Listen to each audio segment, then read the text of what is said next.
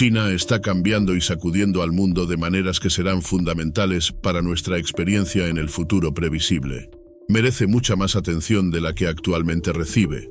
O, para ser más precisos, merece una atención equilibrada, que intente comprender lo que realmente está ocurriendo y que no se limite a ser propaganda que la pinte como el malo, solo para que en Occidente parezcamos los buenos en comparación.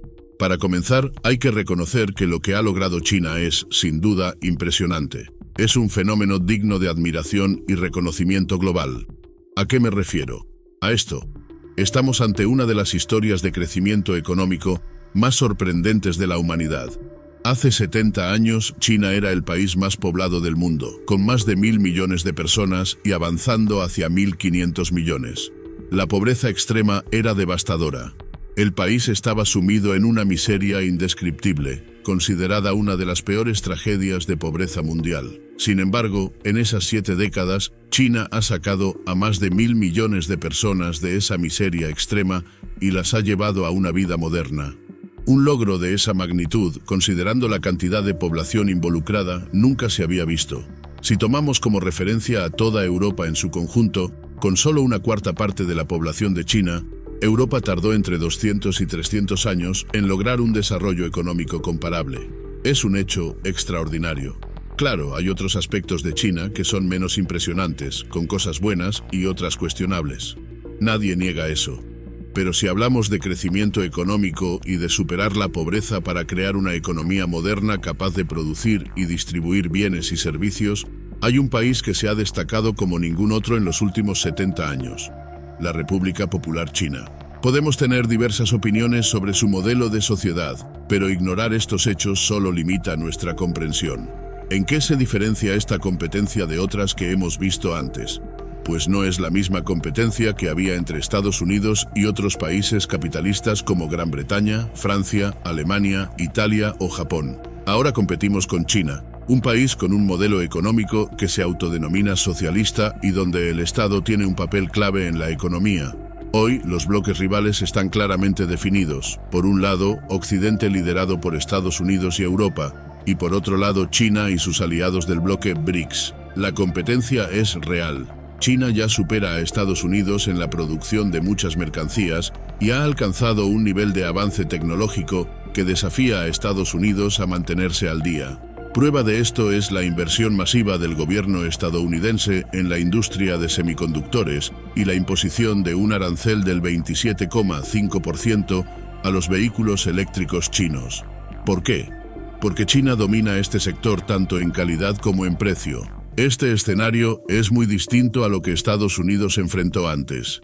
La diferencia es que esta vez la competencia no es con otro país capitalista, sino con una nación cuyo modelo económico prioriza un fuerte papel del Estado y que, pese a las críticas, ha logrado avances impresionantes. Y un punto clave es que todo esto ocurre bajo un partido comunista que mantiene el control absoluto. Eso es novedoso, distinto y, como resultado, genera desenlaces diferentes. También es una competencia distinta a la que Estados Unidos tuvo con la Unión Soviética. ¿Por qué? Porque durante más de la mitad de estos últimos 70 años, China ha dado la bienvenida abiertamente a las empresas capitalistas, permitiendo su desarrollo dentro de su territorio. Estas empresas pueden ser tanto de origen privado, operadas por ciudadanos chinos, como filiales de empresas provenientes de Europa Occidental, Japón o Estados Unidos. Así, existe un sector privado que representa aproximadamente la mitad de la economía, mientras que la otra mitad es controlada por el Estado. Esto es algo totalmente distinto a la relación que existía entre Estados Unidos y la Unión Soviética. Por lo tanto, la relación entre Estados Unidos y China es peculiar. Hay más colaboración económica entre ambos países de la que jamás hubo entre Estados Unidos y la Unión Soviética. Sin embargo, al mismo tiempo, también hay una competencia económica mucho más intensa y profunda que la que existió con los soviéticos. La experiencia de China, especialmente en su relación con Estados Unidos y con el mundo capitalista occidental, Europa, América del Norte y Japón, es única en muchos aspectos.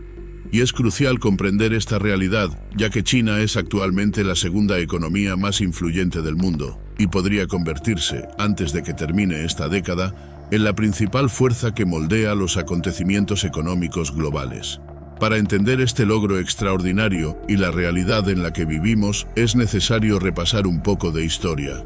La historia que comparto contigo brevemente busca prepararnos para comprender la política y la economía de la China contemporánea. El presidente Xi Jinping suele referirse al periodo conocido como los 100 años de humillación, que abarca desde 1850 hasta 1950. Durante este siglo, China se percibió a sí misma, y lo sigue haciendo, como una nación humillada por las potencias occidentales. Estas naciones llegaron a apropiarse de territorios chinos, ganaron guerras, ocuparon ciudades enteras y empujaron a la población a niveles de pobreza aún más profundos que los que habían conocido antes. Sin embargo, a pesar de esta situación, China nunca llegó a ser completamente colonizada. A diferencia de India, Indonesia o gran parte de África, China mantuvo su independencia como nación. Por eso, su historia es una mezcla de humillación y resistencia. China nunca fue un país ocupado por colonos europeos de manera masiva. Sí, establecieron enclaves en algunas ciudades costeras, pero nunca llegaron a apoderarse del país entero, como sucedió, por ejemplo, en Sudáfrica, Nueva Zelanda, Australia, Estados Unidos o Canadá. Ya en el siglo XX ocurrieron dos eventos trascendentales casi al mismo tiempo. El primero fue la rebelión de los Boxers, una última gran resistencia china contra el dominio extranjero, que terminó con una derrota aplastante a manos de las potencias occidentales, quienes dejaron claro su dominio, aunque sin convertir a China en una colonia formal. El segundo acontecimiento importante fue la Revolución Rusa de 1917, que inspiró profundamente a los comunistas chinos. Pocos años después, el movimiento liderado por Mao Zedong inició la Larga Marcha, un proceso revolucionario que culminó en 1949 con la victoria del Partido Comunista Chino sobre el ejército nacionalista de Chiang Kai-shek, aliado de las potencias occidentales. Las potencias occidentales, tras la rebelión de los Boxers, habían introducido pequeñas reformas capitalistas con la esperanza de crear un sistema económico subordinado y complaciente en China. Pero sus planes se desvanecieron con el triunfo comunista en la Guerra Civil. Entre 1949 y 1960, China estuvo aliada con la Unión Soviética, pero luego ambas potencias se distanciaron, enfrentándose incluso en conflictos militares ocasionales. China, entonces, emprendió su propio camino de desarrollo, diferente al modelo soviético. Este modelo, conocido como socialismo con características chinas, ha evolucionado durante los últimos 60 años, con logros notables especialmente en las últimas 4 décadas. Es importante entender que detrás de esta transformación está el deseo de superar el llamado siglo de humillación. Tras 100 años de intervenciones extranjeras y pobreza, la prioridad de China ha sido recuperar su grandeza, volverse lo suficientemente fuerte, rica y productiva para no ser nunca más subyugada por Occidente. Los resultados económicos han sido extraordinarios. Si tomamos como referencia el Producto Interno Bruto, PIB, que mide el valor total de bienes y servicios producidos en un año, China ha liderado consistentemente el ranking mundial de crecimiento durante los últimos 25 años. Ningún otro país ha tenido un desempeño similar. Incluso si observamos el crecimiento reciente de India, los logros chinos siguen siendo incomparablemente superiores. Pero no solo se trata de crecimiento económico en términos de producción. El aumento del salario promedio de los trabajadores chinos también ha sido asombroso. Se ha multiplicado entre 4 y 5 veces en los últimos 40 años. En comparación, los salarios reales en Estados Unidos, ajustados por inflación, apenas han aumentado entre un 10 y un 20% en el mismo periodo. Esta diferencia es abrumadora. Mientras los salarios en China se cuadruplicaron o más, en Estados Unidos apenas subieron una fracción. Este fenómeno explica, en gran parte, el nivel de satisfacción de la clase trabajadora china. Se trata de un avance en el bienestar económico logrado en un tiempo récord, algo nunca antes visto en la historia. Ni siquiera el impresionante crecimiento que vivió Estados Unidos a finales del siglo XIX y principios del siglo XX, o el desarrollo de Japón y Alemania en ese mismo período, se compara con el caso chino. China también ha asumido un papel central en el comercio mundial. Se ha convertido en el epicentro de la manufactura global, produciendo bienes para prácticamente todos los rincones del planeta. En este periodo, China se convierte en el jugador crucial del comercio mundial. siendo el principal transportador de bienes y servicios en todos los océanos del planeta. Es una llegada extraordinaria al estatus de superpotencia económica, solo superada por Estados Unidos, aunque la diferencia en términos de crecimiento económico entre ambos países se está reduciendo de manera considerable. Lo que hace única a China es que no ha optado por ser una economía predominantemente de empresas privadas, como ocurrió con Estados Unidos y Gran Bretaña, ni tampoco ha adoptado un sistema totalmente estatal como lo hizo la Unión Soviética. La división que ocurrió con la URSS en los años 60 tuvo enormes consecuencias, y es por esto que China ha logrado un equilibrio singular en las últimas décadas, con una economía que se divide casi a la mitad entre empresas capitalistas privadas y empresas estatales.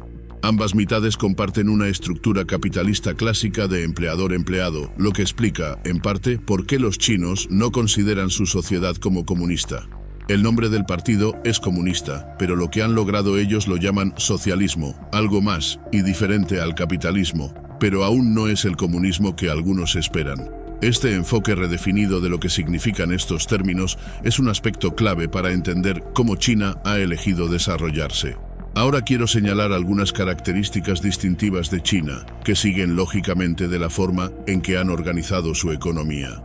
En muchos análisis occidentales, estos aspectos se ven como errores o tropiezos, pero en realidad son parte de una estrategia planificada. Un ejemplo claro es el hecho de que, en China, el gobierno y el Partido Comunista planifican la economía, y parte de ese plan implica construir viviendas antes de que la gente las necesite.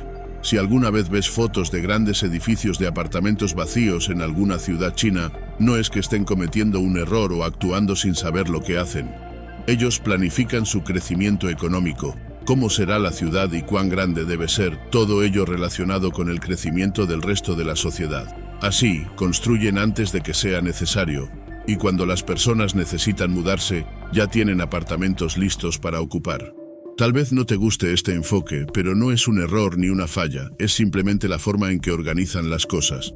De igual manera, China ha logrado mover a cientos de millones de personas desde las áreas rurales y agrícolas hacia los centros urbanos industriales, en lo que ha sido uno de los desplazamientos más grandes y rápidos de población en la historia moderna.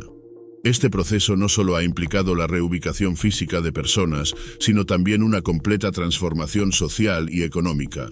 Mientras que la industrialización en Europa y Estados Unidos tomó siglos, China ha logrado realizar esta transición en apenas 30 a 40 años. Este fenómeno es aún más sorprendente, dado que el país partió de una base agrícola extremadamente atrasada, con una infraestructura rudimentaria y una economía mayoritariamente rural, hacia un modelo industrializado, moderno y globalmente competitivo. Esta transición, que movió a una población mucho mayor y con niveles de pobreza mucho más altos que los de otros países que pasaron por procesos similares, es una transformación que, en otras sociedades, hubiera resultado en enormes tensiones sociales, conflictos y cambios dolorosos. El desafío fue titánico. Se trató de llevar a millones de personas a abandonar formas de vida tradicionales, muchas veces sin acceso a educación o servicios básicos, y adaptarlas a la vida urbana e industrializada. Sin embargo, China ha logrado hacerlo de manera relativamente exitosa, gracias a una planificación centralizada y a políticas públicas orientadas a mitigar las tensiones sociales. Claro que no todo ha sido perfecto. China ha enfrentado errores, fracasos, callejones sin salida y procesos de prueba y error. Pero los logros son innegables. No solo han erradicado la pobreza extrema, sino que, en un periodo de tiempo sorprendentemente corto, han sacado a cientos de millones de personas de la pobreza y han generado una clase media creciente.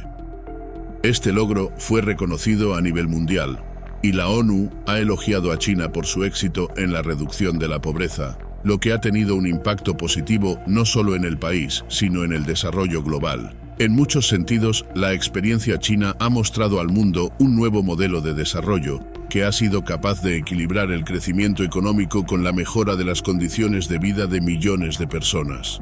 Claro que hubo fricciones y problemas a lo largo del camino, pero terminar con la pobreza extrema es una hazaña que no debe subestimarse, especialmente en un mundo donde todavía existen vastas cantidades de pobreza en todos los continentes.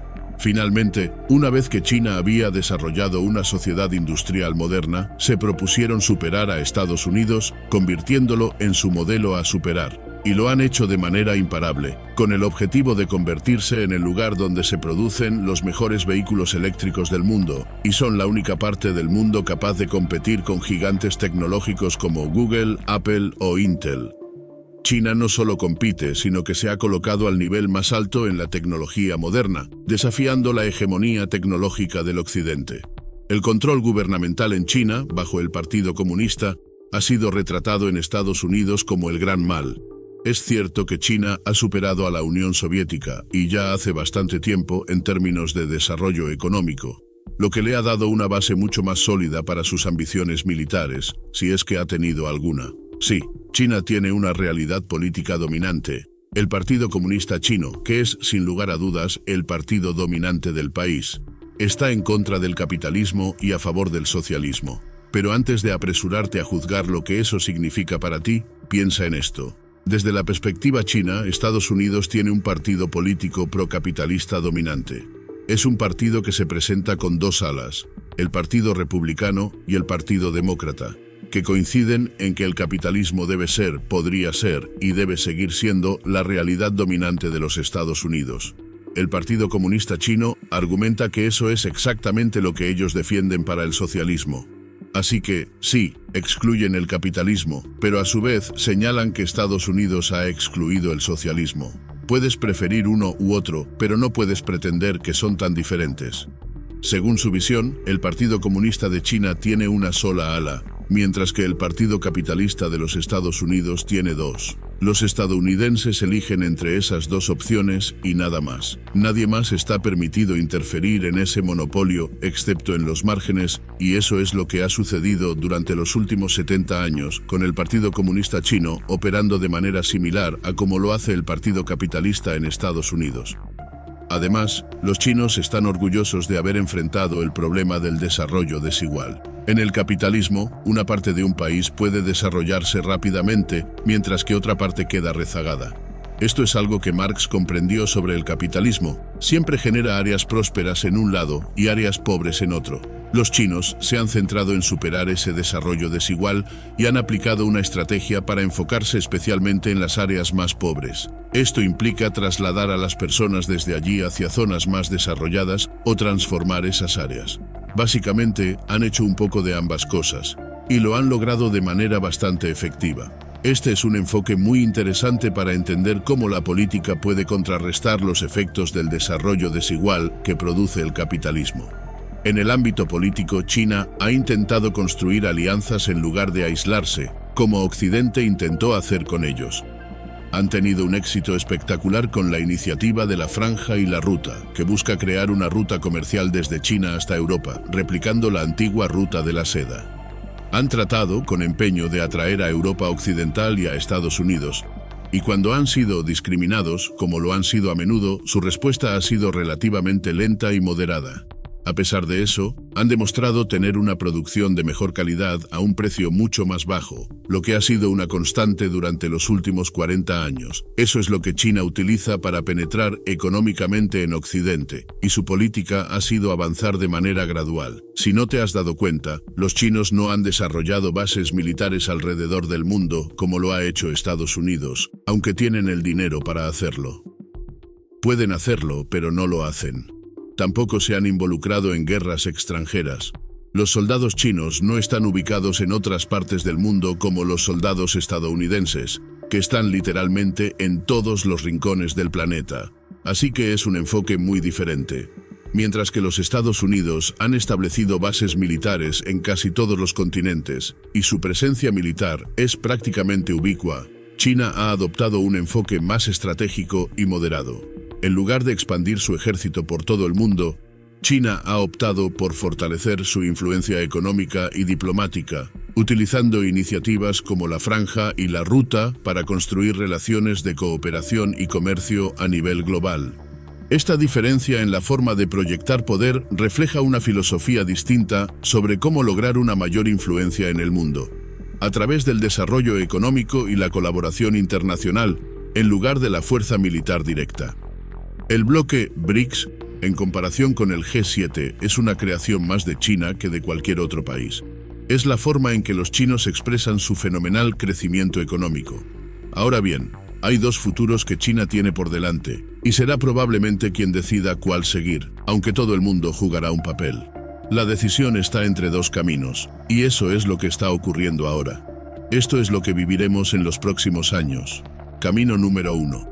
China se convierte en un nuevo imperio hegemónico, tal como vimos con el ascenso y caída del Imperio Romano, el Imperio Griego, el Imperio Persa, el Imperio Otomano y todos los demás.